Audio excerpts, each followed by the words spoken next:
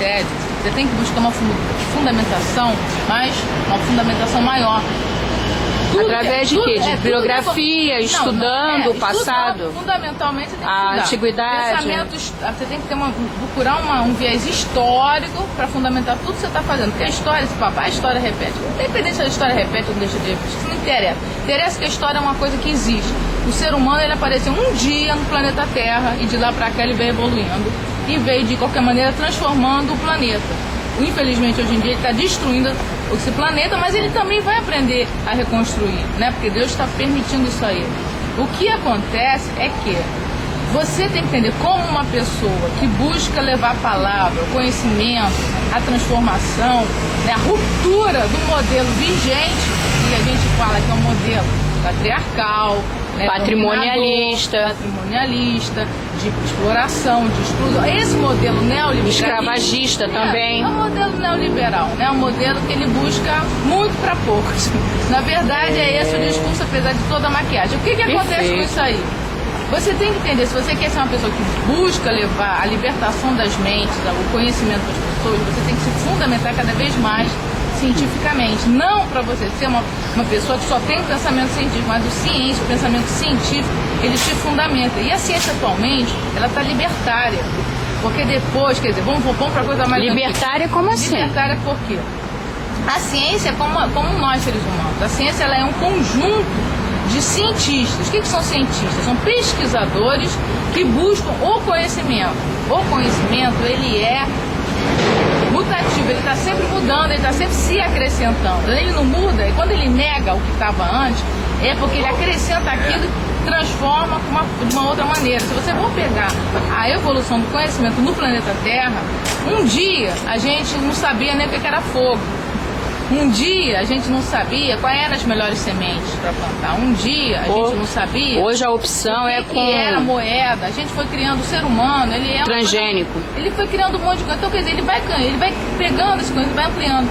E a ciência, que infelizmente ainda pauta as ações na nossa sociedade contemporânea, é Brasil e o mundo, vamos pensar em termos de mundo. O Brasil e o mundo é o pensamento cartesiano. Ainda é o viés monolítico, viés em que você tem a separação do espírito do corpo, você tem a dualidade, você tem a separação das coisas. Então o que acontece? Quando você tem a separação e a coisa singular, a coisa única, não singular no sentido de simples, de singular no sentido de único, você tem essa separação, você vai fundamentar ações mais, como é que você pode chamar assim, ditatoriais, de exploração, né, de dominação, porque o que se acha mais forte, mais inteligente, ele se acha no direito, a cultura mais importante, que ele se sente na obrigação de educar, de dominar, de dizer como o outro tem que fazer, e também se acha na obrigação de servir aquele com os seus produtos. Então ele vai servir aquele com os produtos que ele produz, aquele produz ele pega e devolve, e aquele lá fica sendo explorado, porque eu boto aquele para trabalhar porque ele é inferior a mim.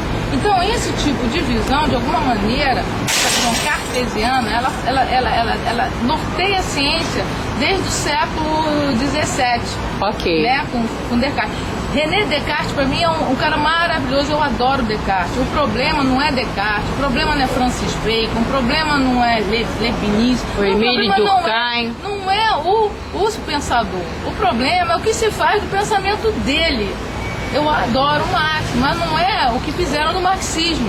O problema é o que as pessoas fazem das questões. Elas se apropriam daquilo e usam para o seu interesse egoísta, seu interesse egocêntrico. Elas que sabem tudo, elas descobriram a verdade, elas querem obrigar as outras pessoas a pensarem o que elas pensam. Então, na verdade, a gente tem que ter uma humildade, procurar conhecer a história do planeta, a história do mundo, que é maravilhosa, a história realmente desde o surgimento do primeiro seres no planeta Terra. Se você vai remontar o planeta Terra, tem 5 bilhões de anos. O ser humano não está nem a 1% desse tempo todo no planeta Terra. E o que a gente já aprontou no planeta? Já morreram, já foram dizimados. Então, quanto mais a gente tem um pensamento aberto, complexo, profundo, mais a gente tem a humildade de lidar com as questões.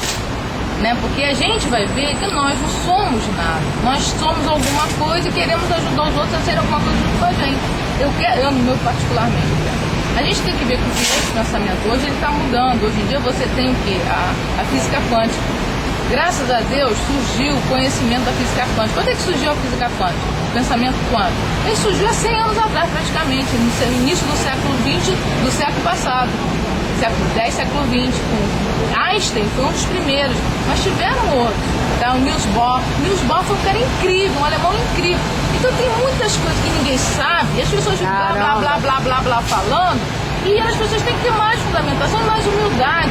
Quanto mais eu conheço, mais eu sei que eu não sei nada. Gente, não no sentido de ficar copiando o que Sócrates falou. Perfeito. É você introjectar em você uma verdade. O ser humano ele não sabe nada. Por mais que ele seja PhD, pós-PhD, ele tenha se formado, sei lá em quê, a gente não sabe nada. O que a gente sabe é que a gente tem muito a conhecer e ter humildade disso.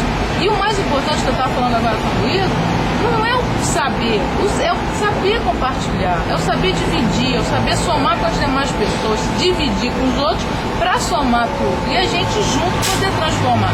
Não há sentido nesse planeta. Eu não estou aqui a passeio, eu estou aqui a trabalho. Eu estou aqui para ajudar a melhorar esse mundo.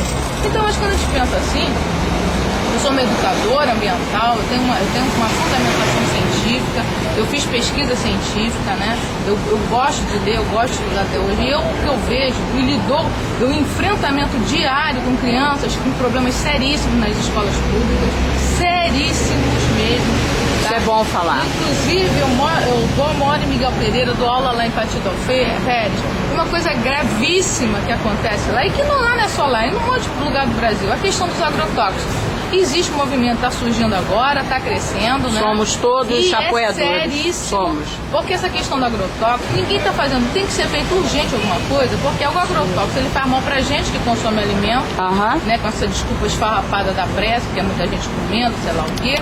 E a outra questão é de quem está produzindo. Essa pessoa, ela, ao contato com aqueles elementos, ela carrega uma série de contaminações e que ao longo da sua vida, ou às vezes até muito imediatamente, ela vai padecer de alguma enfermidade. O pior, que é a minha questão, minha, de professora, é que nas escolas, as professoras estão cada vez mais com problema com os alunos, também no interior, por conta dos agrotóxicos. Porque essas crianças, elas nascem. A gente não tem, já existem alguns estudos, eu não sei se existe estudo específico lá em Patidão Férez, então já aqui falando mais como uma pessoa que estuda, que pesquisa, que observa e vivencia, que essa questão dos agrotóxicos, eles atingem diretamente a formação do feto. Então a criança, a gente teve no ano passado, esse ano dá continua, uma sala no colégio estadual, não vou citar o nome para preservar as pessoas, em que havia uma turma que a boa parte dos alunos estavam com malformação de entendimento, até problemas neurológicos e com problemas reais neurológicos, de conhecimento cerebral, de entendimento. E isso afeta o quê? Cognição. O desempenho. A criança não aprende. E aí aqui, desculpa, é o professor que não sabe dar aula, é a escola, mas não é a questão da educação. Aí já estou indo para outra coisa. A questão da educação é seríssima por conta também disso. Gente, tudo é cada vez mais complexo. Tudo é complexo, tudo é plural, tudo é interativo.